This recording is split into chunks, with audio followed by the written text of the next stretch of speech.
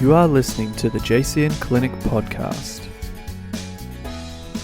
The JCN Clinic Podcast is a place where nutritionalists Jessica Cox and Carissa Mason get real about nutrition and living a healthy life. They share with you their passion and their clinical knowledge for a fun, no BS approach to looking after yourself. Please enjoy today's episode and don't forget to subscribe in iTunes.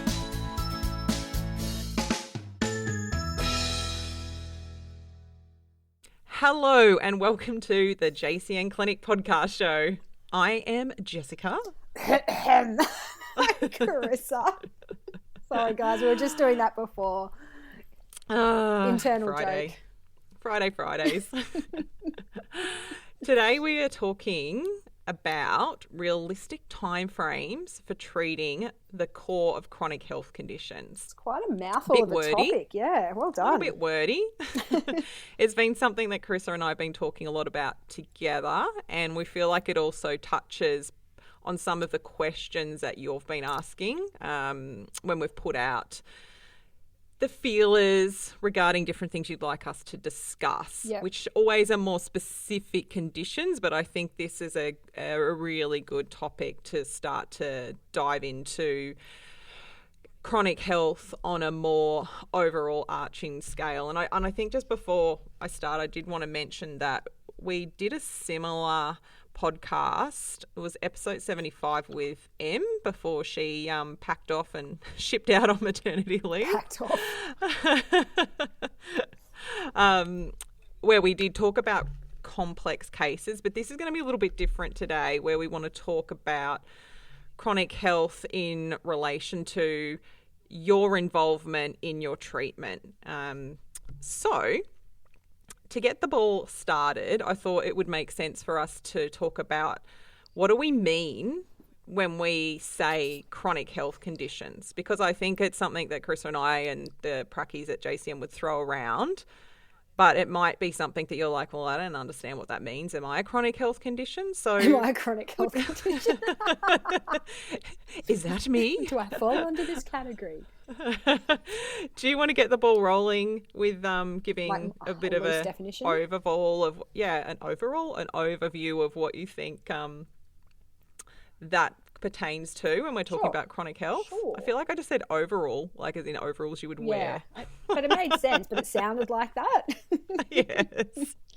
Well, I think when we say chronic, like, and I don't even know if this comes back to like uni days and terminology, but you kind of have, to break it down for people listening, you have acute and you have chronic. So acute usually means immediate or happening now. So it's something like, and when we're talking about health, we're saying if you've got, like, let's just say an acute reaction, you've got a reaction that's happening in the now and something that has flared up in a shorter time frame, and you're dealing with it in the now, and it usually can be resolved within a time frame as well. So it's kind of like a lead up, a flare, and a drop down, and a kind of resolution. And when we're talking about chronic health conditions, so we're talking about something that is sometimes involves elements of acute, but is usually sometimes more lower grade than an acute kind of raise of something, if that makes sense, but longer term but more hardcore is probably the way to say it. So let's just talk about the gut, because that's what you and I both bloody love.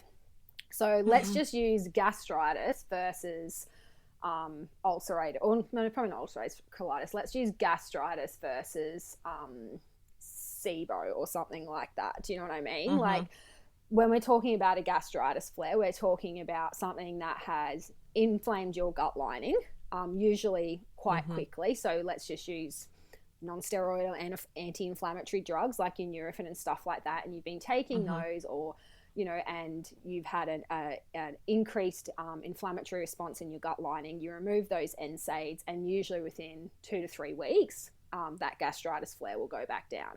Or you pick up a gastro bug and it comes into your system. It causes a big host of symptoms where you're getting loose bowels and vomiting and diarrhea. And as that virus leaves and your body deals with the inflammatory response and your immune system kicks in, that virus goes and everything calms back down. So that's an acute response, as opposed to SIBO, for example, which is usually something that doesn't happen as quickly. It's something that takes a bit of time to build up. It's a condition, and it's a multifaceted condition. Like, we've got bacterial issues, we've got sometimes structural issues, we've got sometimes functional issues of the gastrointestinal tract.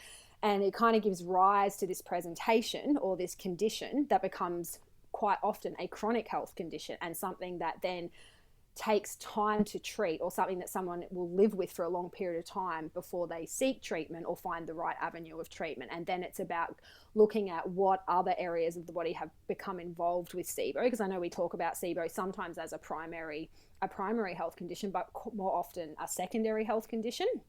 So SIBO usually is the second or third byproduct of some other health conditions.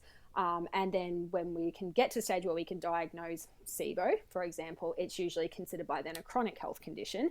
And then we need to start working out what other areas of the body have become involved. Is this purely gut related, or has it become more systemic in terms of inflammation, and are there stress drivers and autoimmune drivers and things like that? And then you start working out a treatment plan. So I think you can see the difference between a gut bug like gastro or gastritis caused by something that is acute, usually fixed within a recognizable time frame.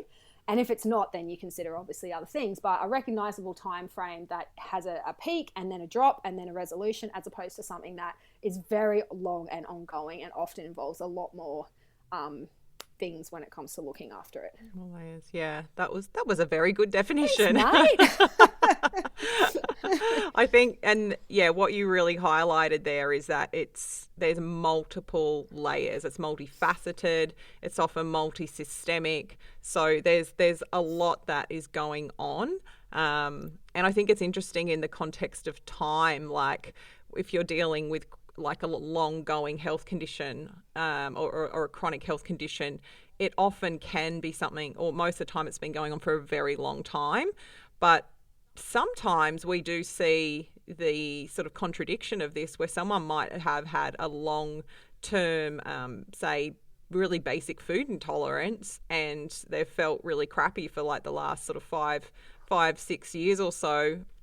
And they come into the clinic, we make some basic dietary changes, and they feel bloody fabulous. Yeah. So, sometimes time is a little warped. And I think we see that with clients where, 9 out of 10 of the times with chronic conditions, there's, or with any condition, there's an element of time, but it's not always the case. The most sort of prevalent factor here is this multi-systemic interplay of different conditions, and this like chronic level of inflammation that's at play. So and I definitely like that analogy of like the gastritis or the gastro bug versus something more again, inverted commas, chronic. It's interesting you saying ulcerative colitis. I kind of feel like ulcerative colitis is a chronic condition, but then it has like acute flare-ups at the same time. Yeah, exactly. I was going to even say celiac disease is something that can be like sometimes considered acute, but also chronic. And I think it depends, like even with celiac disease, where in your time frame of life, if you have celiac disease, where in your time frame of life it's diagnosed, and how it's treated would really define whether it's considered a chronic health condition for you or an acute one. Exactly. So, obviously being of the autoimmune nature, and then sometimes, people can carry the genes for celiac disease but not necessarily have it, and then then something, whether it be a stressful situation or just too much gluten and inflammation to the gut lining and stuff like that, just flicks that autoimmune switch and flicks on those genes to activate this kind of inflammatory response. But some people will go with that inflammatory response for 5 to 10 years before it's diagnosed, and then the other damage that causes makes it a chronic health condition as well, because you're playing this backpedaling and kind of scrambling out of the whole thing to try and get someone back to health. Whereas someone who gets an acute, celiac disease flare, they go to their GP is pretty onto it and goes, well, you've tested negative to a celiac serology here, but let's just send you for scopes anyway. And it's diagnosed within a pretty quick time frame. That person pulls gluten out and they feel pretty good for the rest of their life, as long as they stick to a 100% gluten-free diet. So even within that disease space, you can have a really acute kind of presentation and then a chronic presentation that involves a lot more of the body when it comes to healing someone. So exactly. And that's something we see a lot at the clinic, which is why case taking, really, that detailed case taking is so important, because it's such a difference between one person to the next. If there is, say, something like a celiac presentation or a gluten intolerance. But that sort of leads on to this next area as far as why these complex chronic health conditions are essentially harder to treat. And I think one of the other reasons I really wanted to talk about this, and we might have flagged this in our other episode we did, is that it's not something that I think is given enough recognition. And I think maybe with the practitioner space, it's like people want to present a certain sort of outlook to clients that come and see us. We'll make everything perfect. We'll have you feel like amazing really quickly. And that's great, and it's wonderful when we can get someone feeling amazing really quickly. But at JCM, we deal with a lot of these chronic cases, and we know that these cases are more complex and can be harder to treat. And that in itself can be really challenging as a clinician, and even, of course, which we're going to be talking about today, for the client. And the reason these cases are harder to treat, as Chris has been outlining there, is that there are these multiple layers that build up over time. So even though our absolute goal is to always treat an underlying cause and get to this underlying core driver, by the time we're dealing with a chronic condition, that core driver can be so far buried beneath so many layers and so much chronic inflammation that we are dealing with essentially a massive shitstorm. So we've got like so much downregulation of inflammation in the body and so many areas that we need to work with. It's like that analogy that we often use in our industry of the onion. So we've got to like start peeling these layers back, and that takes a lot of time, and it's not so simple. Sometimes the layer gets a little stuck. Well, I think, and you got to pull a little harder. Well, I was going to even say, like, going back to celiac disease, like something just to give you guys listening an idea of how someone might present to us versus what we have to uncover to get a diagnosis. So let's just say someone comes see me, and they've got psoriasis, right? They've got it in their scalp line, they've got it on their elbows, they've got it on, on their knees, and sometimes, climbing up their arms and stuff like that. And then through case taking, I find out they've probably also got a bit of psoriatic arthritis, which is obviously a secondary complication of psoriasis. So for everyone who doesn't know what psoriasis is, and I assume most of you guys do, but psoriasis is different to eczema in the sense that it's definitely considered more of the autoimmune nature, and it's definitely more triggered again by gluten usually, but that's not so well known in the mainstream medicine field. But if you have psoriasis, it's kind of like this thickening and reddening and kind of scaly, kind of raised inflammatory response of the skin microbiome, right? So someone comes into me and they're like, I've got psoriasis and I want that fixed. I'm like, sweet, this is not going to be easy. It's not that simple. Make me better, Carissa. Better. But then through case taking, I find out they've got a sore back and they have a lot of joint pain. So I'm like, great, this is definitely more involved than just the skin. And my brain automatically goes, well, if you've got psoriasis on your skin, you've got issues with your gut. So we already know that as clinicians, but our patient coming into us doesn't necessarily know that. So they think they're just coming in for a bit of dietary advice, maybe some fish oils, and we'll just have their skin all honky-dory. But then through case taking, we find out this person's also got, psoriatic arthritis. So the arthritis is a secondary complication of the psoriasis that's now affecting their joints. So you guys can see how the inflammation is starting to spread through into, the musculoskeletal kind of area as well. And then through more case taking, we have a good chat about their gut. They've never had celiac disease tested for them.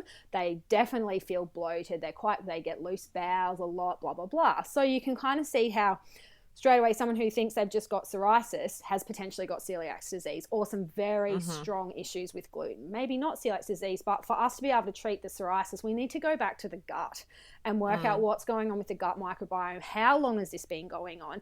And now you can kind of see, even through a filter through perspective, that inflammation has probably started in the gut, which we would say, and it has filtered out through the body and the various body systems into the skin microbiome. So you've also, sorry to interrupt, but like you just mentioned there, which is again really important, is different systems. So we've gone from the client thinking I'm here about my skin, which is one system, but Chris has just highlighted about 4 other systems there, and that's those layers we're talking about. We've got the skin, so we've got, which we call integumentary system, but doesn't bloody matter. But it's a system. So skin, we've got your skin, we've got musculoskeletal, she just mentioned.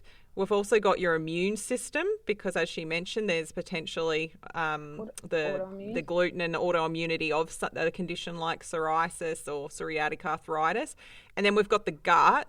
So we've already got 4 different systems that we know we need to be considering in our treatment. So straight away, what that does is it highlights that this isn't just as simple as like just treating the skin. Chris is putting her hand up for those sitting at home. I just want to say something else based on that too, that I'm just going to bring another system into this. My dad would love this because he's all about systems. We have jokes about it. Sometimes when he's having a beer, how many times he can throw the word system into a conversation. We count it.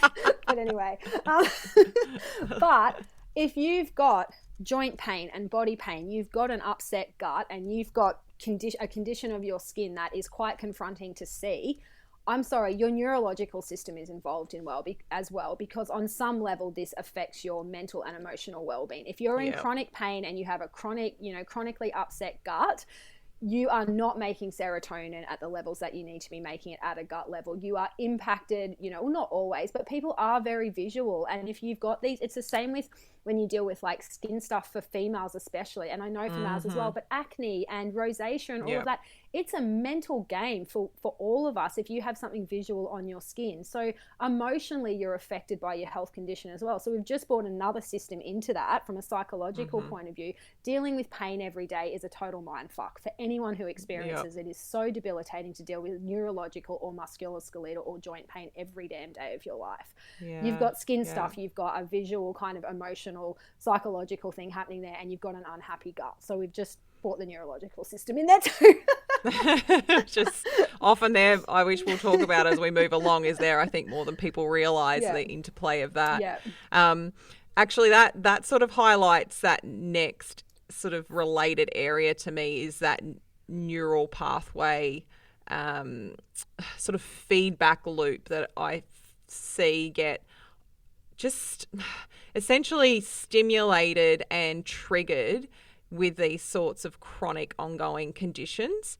And I mean that in the way of like when you've been unwell or ill for so long, it's like the body is so used to responding on a certain level, like these certain pathways, these neural pathways, just it's so used to being triggered, and it's like a highway, or what it reminds me of from a analogy point of view, it's like a goat track. It's growing up on a farm. It's like the goats have always walked this way and they keep taking that same track, and it's like that's the pathway, that's what's remembered. And that is really amazingly fascinating when you're working with trying to break these pathways and change the direction of how a body responds when you're dealing with chronic health conditions, because it is such a road that the body wants to take, and it takes so much time to break that down. There's been some really amazing studies done on this area, and I know there's so some clinicians that as well. And there is actually courses out there that work just on this alone, on like helping people break those neural pathways. Basically retrain your neural pathways, like neuroplasticity. It's a science. Like, it's fucking bloody amazing. The thing that I probably, to give everyone listening to kind of relate this again back to how this would just affect someone, either yourself or someone and I use this a lot with my postpartum mums. who once their kiddies are a bit more grown up, and let's say they're off to school and they should be back to sleeping well, but they've had 3 kids under the age of 5, right? And the kids are all now 8, 7 and 5, and they're all in school, and the mum's still not sleeping well. And she's like, I just don't understand why I'm not sleeping well.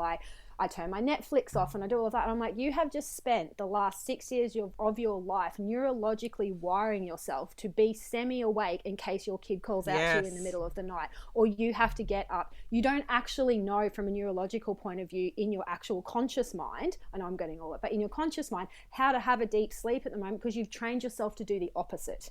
You've trained yourself to be half awake most nights because you know you might have to get up. You're on some level cortisol kind of jacked or in fight or flight in case you have to jump out of bed. And I said, so you have to now kind of think about that and allow yourself time and not get frustrated while you're trying to retrain yourself to sleep properly again, and allow your nervous system to chill the fuck out and have a good night's sleep. And that's not the case for all mums, but for a lot of them it is. Like you've spent 3 years being hyper alert for your kiddies. You've got to now learn to kind of chill that down a bit and be able to kind of relax back into sleep. So yeah, that's a good explanation, and it just highlights how much that alone takes time. So it's just another element of time in the sort of today. The breakdown of this. I also want to touch on, which you brought up already, and I think we'll be talking, quite strongly about this, is the mental health aspect of dealing with chronic health conditions. And we obviously see this every day in clinic. And it's really important, again, I feel like, for us to talk about, because I don't think it is given enough recognition. No, definitely not. One of the biggest, there's a few different categories here for us to cover, but the first thing I want to talk about is how, when you have been unwell for a long time, how a disease process or an illness can become your identity. It is something that defines you, and everyone around you knows that you're unwell. Everyone knows that you have to go with the psoriatic arthritis, potentially. Let's go with that one. Everyone knows that you have it. Every time they see you, how you going? How's your health? What's going on? Like, you live and breathe your illness, or you live and breathe your disease process, and that is a really damaging space from a mental health perspective, because you can't see yourself outside of that disease. And as Carissa was saying before, it becomes another massive element as far as the complexity of these layers and these systems, like the physical mental demand there on your brain every day, and that neural feedback pathway as far as the negative feedback about your illness owning you is so deeply, profoundly affecting. And you know what? I could say, as personal experience in this, is that when I was in my early 20s and struggling with health stuff, I definitely was stuck in that space. And I made a decision when I moved from Sydney to Brisbane that I would basically stop letting my health own me. And when I moved and I met all new people, I made a conscious decision not to tell them about what was going on with my health. So I didn't have everyday people going, "How you going? What's going on with this?" And it made such a profound difference that the people in my life weren't obsessing or asking me about what was going on with my health. And it changed my own dialogue in my head with myself, where I wasn't thinking about it as much and having it reinforced in my surroundings. So it's one in the space of mental health. It's so hard, that space though too, isn't it? It's huge, because it's so easy to sit there and say, make a decision to, just not let it own you. But then I know there'd be so many people, and I know exactly where you're coming from, because I can even just use my back as an example. Like when that 100% brings to the forefront for me how easy it would be to become so depressed with chronic pain and just not give up, because I don't think anyone genuinely wants to be unhealthy, but it takes a lot of persistence sometimes to get the answers you want and to get to where you want to go. And sometimes I think a lot of it comes from sometimes your support networks around you, sometimes your drive to keep looking for other answers. Sometimes, there's financial reasons why people do or don't seek extra kind of help with their health, and and then some people are very just stuck in a mainstream kind of medical cycle of, okay, the pills are for this, and you take this appointment for this, thing, and then this appointment for this side effect. And it just becomes very, I don't know, like it's such a tricky space. And it's I know, like, I've had chats with so many clients about it. Like, I don't know the how to get some people out of that space as a practitioner, like, because it's such a psychological. Well, it's not our job. Yeah, exactly. Like, I think we've got some pretty amazing tools that we have learnt along the way, and we can recognize these patterns. But this is, I guess, part of why we wanted to talk about this, is that it isn't our job. This is where, if someone's really stuck here, this is a job for a psychologist. And there's some great psychologists starting to emerge. Like, I reckon I'm handing out psychologist referrals so much at the moment, but only because it's like, I want to help you, but I can't help you until you deal with this. Like, or I can't help you unless you're dealing with this while I'm helping you, because, and it's just like, and I know that I feel like up until probably the last few years, we've really struggled to find some good psychologist groups and practices and stuff like that. But I think the new emerging psychologist practices, like, obviously we love Kobe's practice, and Modern Minds practice. I know in Brisbane there's Grey Mind Psychology, there's Little Window Psychology.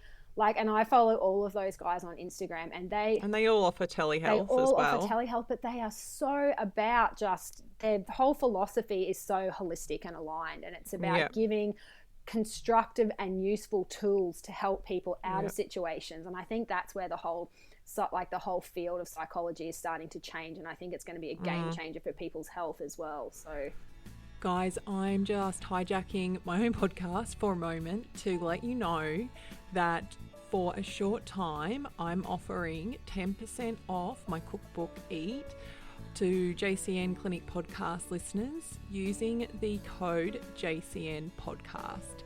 So head to the website, pop in that code when you go through and do your order, and you'll receive 10% off.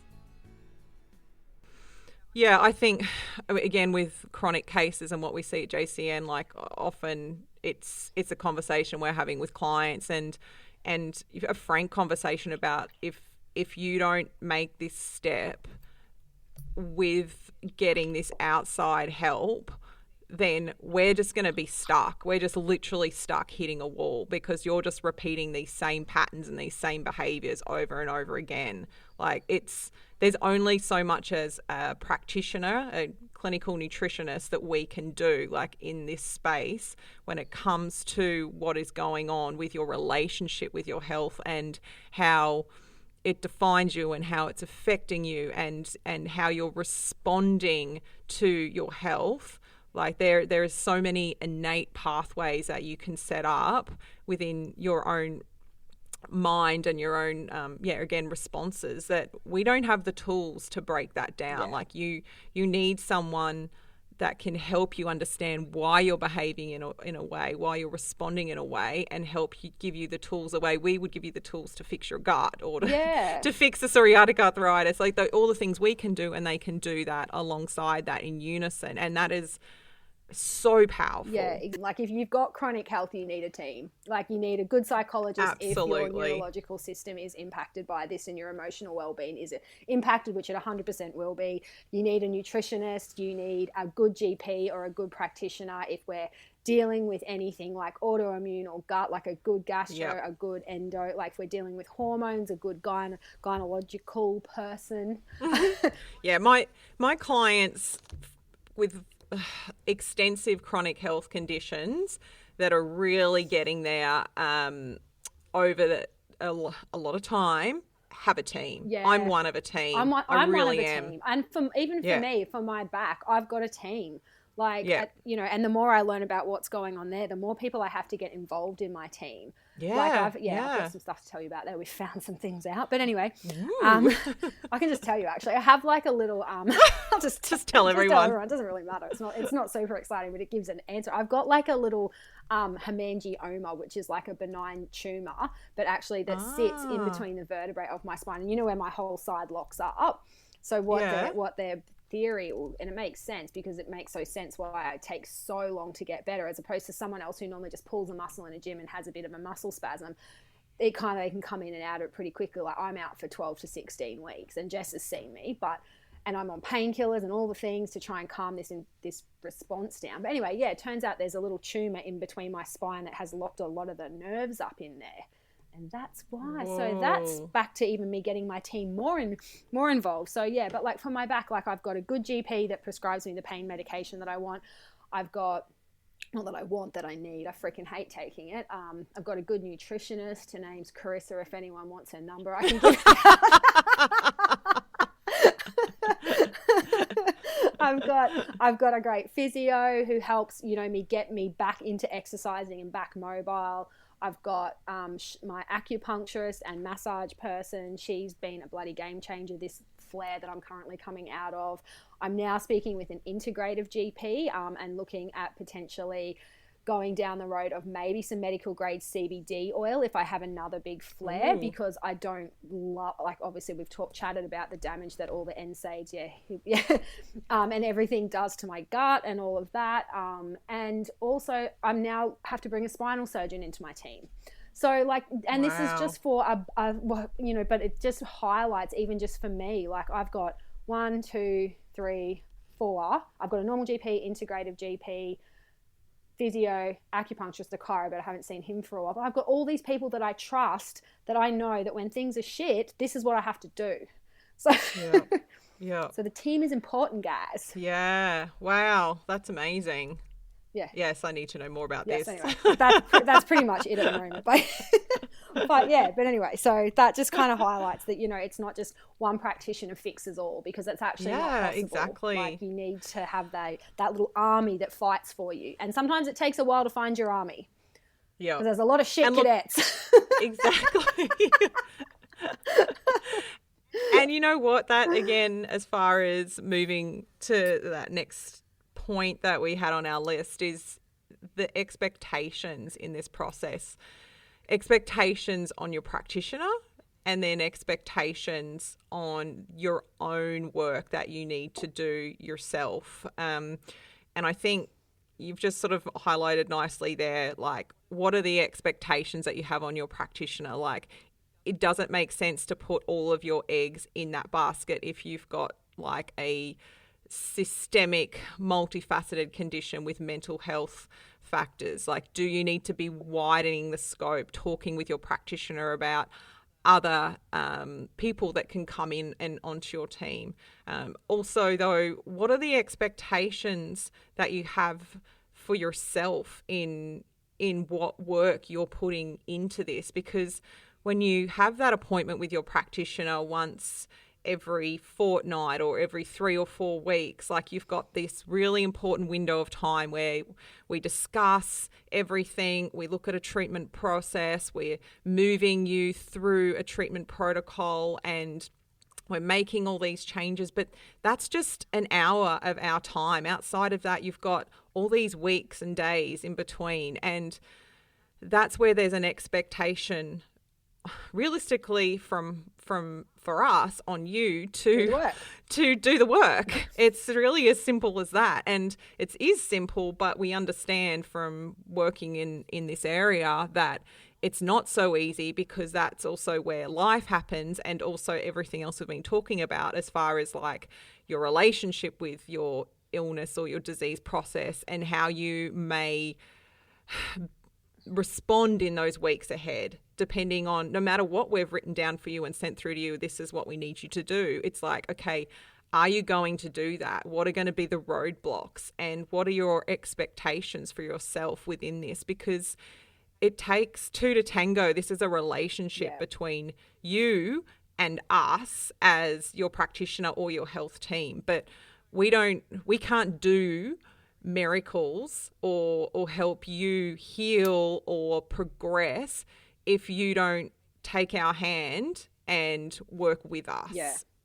Which may seem a little harsh, but it's really true, an though. Like, important aspect in this. It's so true. Like Lex and I were having even this conversation yesterday just about, you know, and it's pretty rare, but when you have even like a client, and I've definitely had a few over the years where their expectation is that you, and their confrontation in the consultation is just that they're paying you, therefore you should fix them. And it's like, you're paying us because we want to help you and we have the toolkit to help you get there. And if we don't, we're going to do our best to make sure we, you know, educate and equip ourselves so we can give you all the possible treatment avenues. And if it's still outside of our scope, we can refer you on or at least help you get more people in your team to get you to where you need to go.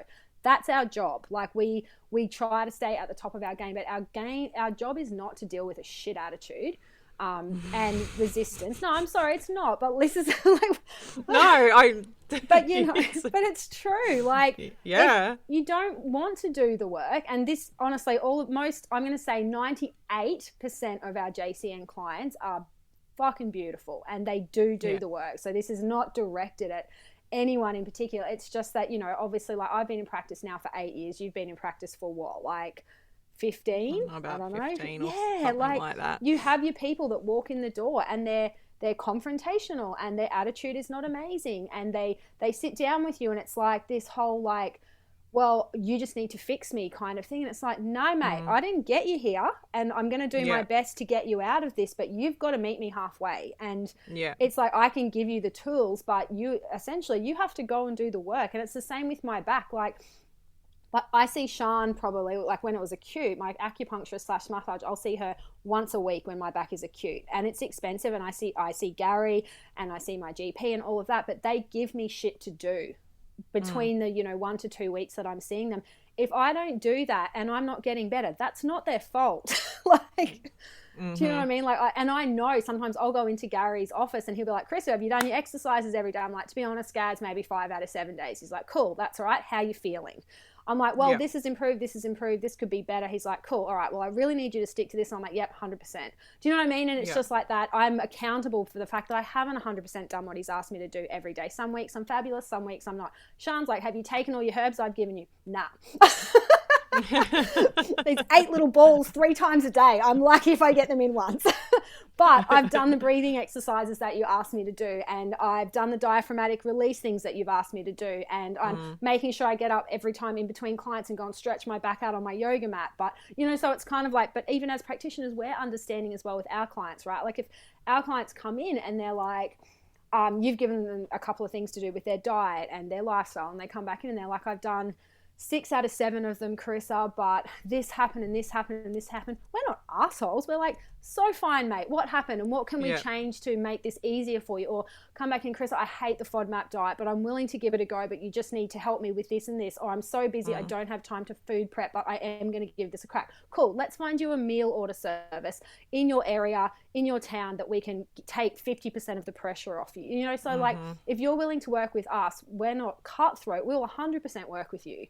But it's that two-sided relationship. Like, yeah, it's that give each side, isn't it? And that's that commitment and that honesty with us along the way, because we'll keep being that reed that's flexible and keep fighting for you. But if you don't meet us halfway, if it is like that complete and utter resistance and that like, you know, nothing's working, nothing we're doing is working, I'm not getting anywhere. Yeah. This isn't, you know, it's just like that's really hard for us. Sometimes I would almost use impossible to work with, because it just feeds back into, as we were saying, that kind of mental space of like, how do we even have any effect on... How do I shift your mindset? Shifting things when you are so set and stuck in this pathway. Yeah, so, agreed. You know, it all comes back into that, like, that relationship, that positive relationship. And the consistency for me in this is a big one. I know I use this word so much with my clients all the time, is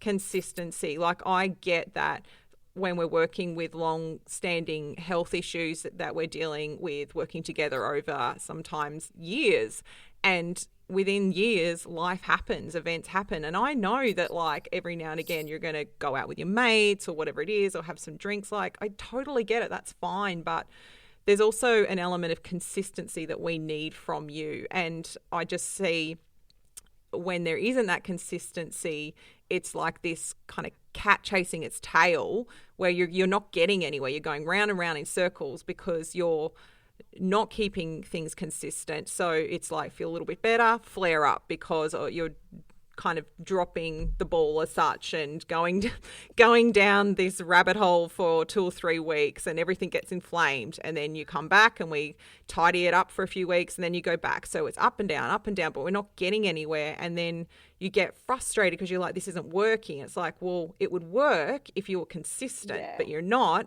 So we're not getting anywhere. But you need to be accountable for your own actions in this. Yeah, exactly. And I think accountable is a really good word. Like I was telling the girls, like this weekend, obviously, because I went to Stratty with my brother and Mick, and like honestly, the nutritionist hat was off over the weekend, and like, and I'm pretty consistent with my diet and stuff, but I already know, like, just from all the painkillers and stuff I've taken with my back, that like, and all that, my gut hasn't been amazing.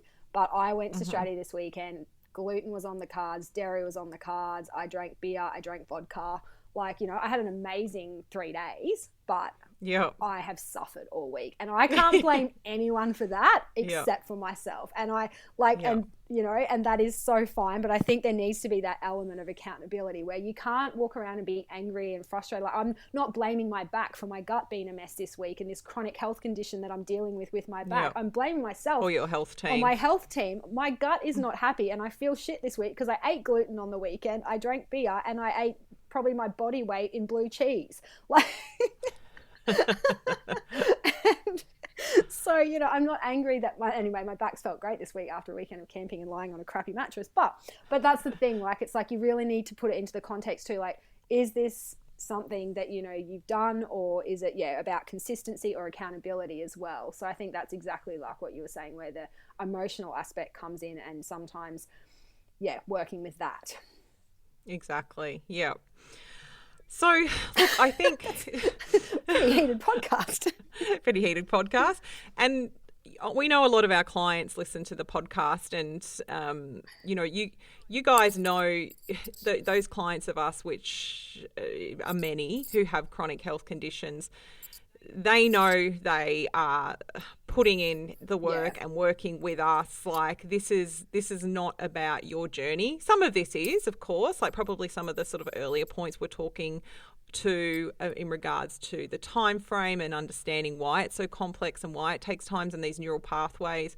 But sort of this sort of last area we've been talking about, we don't want you to think that we think this is what's going on. I think, this will really resonate more with clients who know this is a really sort of, I almost want to use the word negative. Like it's kind of like a dark cycle that they can get caught up in.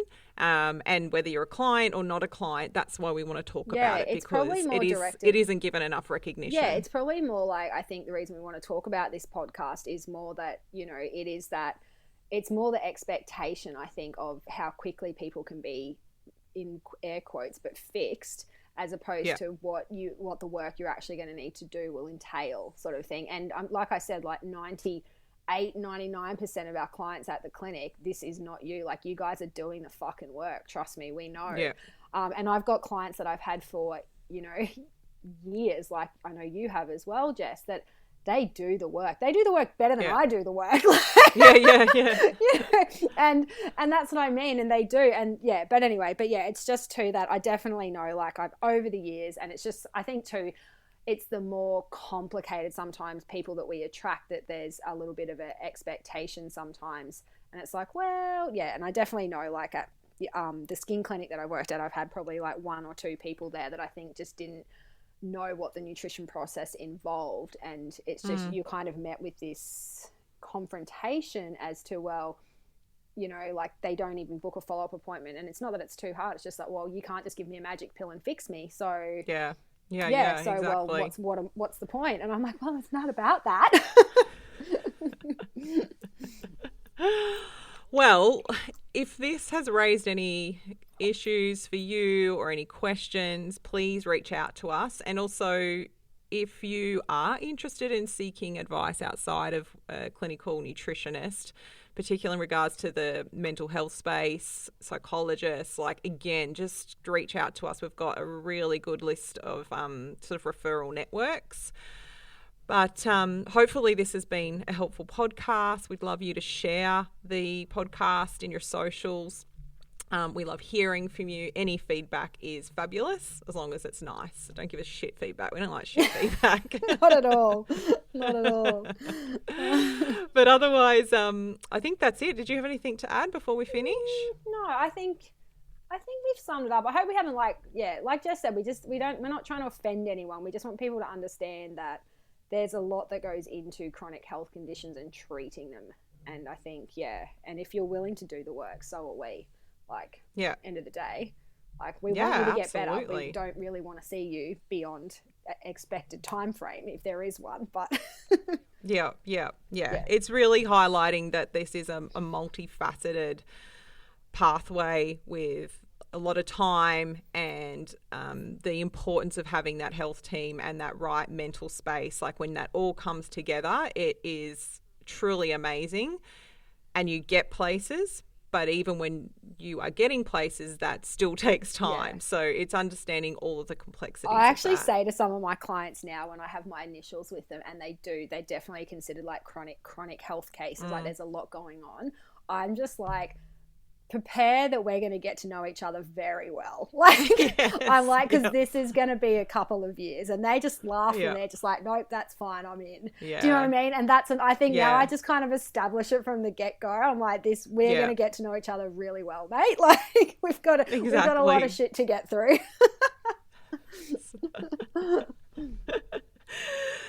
Awesome. All right, well, we're going to run because we've got some consultations to jump onto. Yep. But thank you so much for listening, and everyone have a fantastic weekend. I always say that, and then I'm like, Jessica, don't say weekend. She might not get this podcast up. Oh, well. Exactly. By the time people listen to it, it might be Thursday. You never know. Exactly. Thanks for listening, guys, and we'll chat to you next time. Talk to you soon. Bye.